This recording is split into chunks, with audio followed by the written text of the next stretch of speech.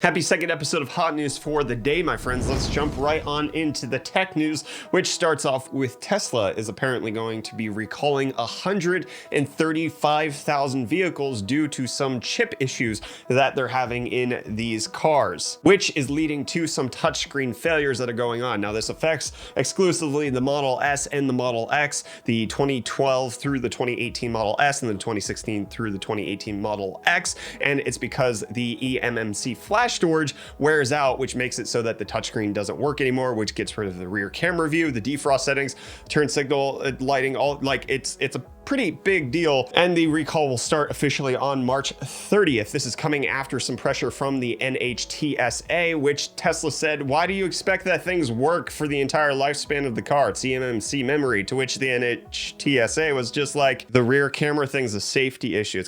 It's required on cars now. So you have to make sure that works. And these cars are like 4 or 5 years old. So that has to work. So Tesla is begrudgingly, at least according to my current records, recalling 38% of their higher end cars. This doesn't apply to the Model 3 and the Model Y, which are selling hand over fist. The Model S and the Model X are low volume cars. So they've only, I think, produced about 350,000 of those in total, which leads to this being pretty big as far as the total amount of units that's been produced. But especially with the new launch of the Model S and Model X refresh, this probably won't be a big deal moving forward because they have already moved on from this, but it does severely affect a lot of owners who might need to get this replaced at this point. Well, let's stay on the electric car train. That doesn't work for a second because we got some rumored specs of the Apple car, which it could go 160 miles an hour, 300-mile range, 80% charge in 18 minutes. And apparently acceleration figures put it in the 0 to 60 at 3.5 seconds. All of this sounds really impressive until we get to the point where this is for the high performance model of the chassis and not the normal model of the chassis. And let's also consider the fact that we're in 2021. These things aren't potentially slated to come out until 2023, maybe 2024. So that sounds okay right now, but that's gonna be bad when these actually launch. So if that's Apple's official specs, they're behind the bell curve, especially once you consider what Tesla has out on the market right now. We'll have to see if this is true. Again, this is just a rumor, but if we just take a look at the Model S refresh, which is shipping in March, you'll be able to buy this in March, 412-mile range, 155 top speed, 0 to 60 in 3.1 seconds. Obviously, they might have to compete on price. $80,000 for the Tesla is actually a really decent price for everything that you're getting here. And if you want higher specs, the top spec, high performance one, 520-mile range, 200 miles per hour, and less than 2 seconds 0 to 60 for $140,000. So Tesla's like top spec, which is shipping this year, is way better than whatever Apple's rumor is. So I'm hoping those specs aren't right, but what we're kind of seeing is that all of these car companies are putting out specs. They're saying that they're gonna launch like the Hummer truck, the range, the charging, the speed of the cars is just no match for the advantage that Tesla has at the moment. And it's just kind of underwhelming when you find out that they're not even going to be shipping until years from now, whereas Tesla is obviously delivering these this year. But who knows, they might also get recalled. Let's move on to the next article, which is Uber wants to call you have them call them and they give you alcohol. That's the idea, because they're buying the alcohol delivery service Drizly for $1.1 billion.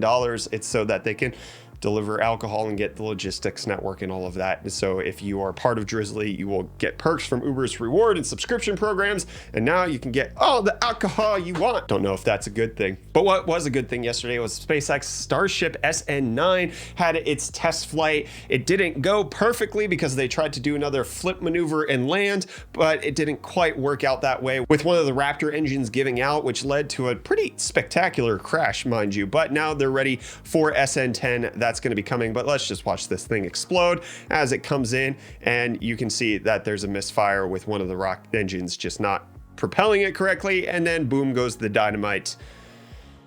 SN10's next, but at least they're doing this in testing phases, figuring this out before people are on board. I'll take it. Also, just to talk about something that happened as I'm recording, apparently Jeff Bezos is stepping down as Amazon CEO. The CEO of Amazon Web Services will be replacing Jeff Bezos as the CEO of Amazon as a whole, which, I mean, Amazon Web Services is the profitable arm of Amazon. So I'm just finding all of this out on the fly, but Jeff Bezos is transitioning to the role of executive chair in Q3, and they will have a brand new CEO. Not quite sure of what the details are there. As I find out more, I'll report on them in tomorrow's episode of Hot News. But we were talking about SpaceX. We were in space, then we got brought down back to Earth, and then let's go back up to space with the ISS getting a battery replacement, a desperately needed battery replacement after a multi-year 14 spacewalk mission to swap out the nickel hydrogen batteries with some new lithium ion models. But this is obviously only going to be a short-lived thing because the ISS is supposed to be abandoned in the next few years, and we're going to move on to another international space station. But I mean, this thing lasted a while. It's been a good boy. A lot of maintenance, a lot of care, a lot of love.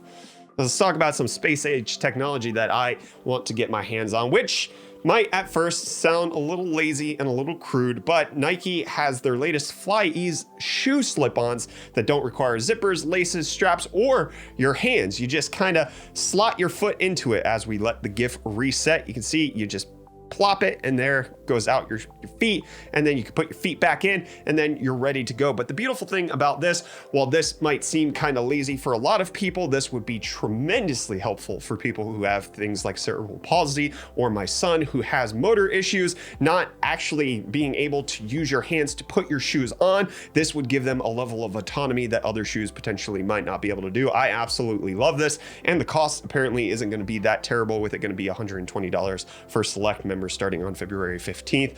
I don't know if they're making a kids version, but I would absolutely love this, because this would also just even make it easier as a parent to put their shoe on instead of having to try to like pull it up the top and just like force it. It's a nightmare, especially because he has like orthotics that have to go on his feet. It's rough. So I love this. But getting back to Amazon, because this was actually a prepared thing on Amazon, they are preparing their Helix giant building in Arlington, Virginia, which is supposed to be their second headquarters on the East Coast.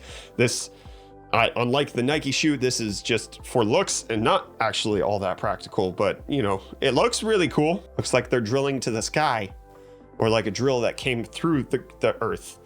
They're taking over everything. They're the mole people. Now let's go ahead and talk about something that's just absolutely near and dear to my heart, South Africa. Oh, sweet, sweet South Africa. I don't know if we reported on this in Hot News recently, but Flash is dead. It's gone. It's not coming back. That's totally fine. But instead of Flash being removed from certain things that the South African government wants to do, which they had the entire time to prepare for, instead of preparing to not use Flash, SARS, which is the South African Revenue Service, or basically like the IRS in the United States, decided to build its own web browser to continue to support Flash for their filing of the taxes. This is the most South African thing I've ever seen. This is hilarious and awful, because apparently there's like security vulnerabilities that are pretty prominent in the browser that's been built, because it's based off Chromium, but they didn't do a great job. And apparently it wasn't even built by South Africans. Allegedly, according to the developers who made it, it was made by Russia, which makes tons of sense because South Africa has tons of ties to Russia. They're part of the BRICS group. And I mean, that was one of the reasons Zuma was so disliked, because he essentially sold out the country to the Russians, depending on who you talk to. And it's just, hey, South Africa, Flash is dying. Okay, you got like a year, prepare for it, okay? Okay, Flash is dead now. You can remove it from your experience. No, we built our own browser. That wasn't even that funny, but geez. They still use paper for everything. It's so hilarious. It's not even, there's no technology. It's so, they have the money, they just don't do it. Oh, you can see they coded a solution. It's not like they couldn't have found a way to stop supporting Flash. They just decided, no. Okay, that's gonna wrap up this episode of Hot News. Let me know what you think of everything we covered down below in the comments today. Hit the like button if you enjoyed it. Get subscribed so we have more. I think I already said get subscribed, but we have more tech news coming tomorrow, and I'll see you there, friends. Goodbye.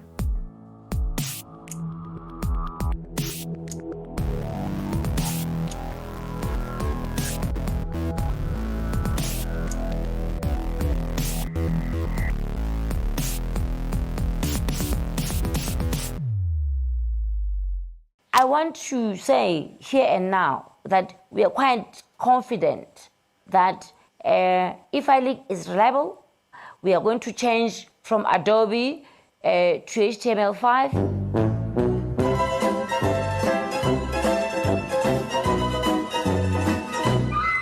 Ma'am, can you give me protection from yourself?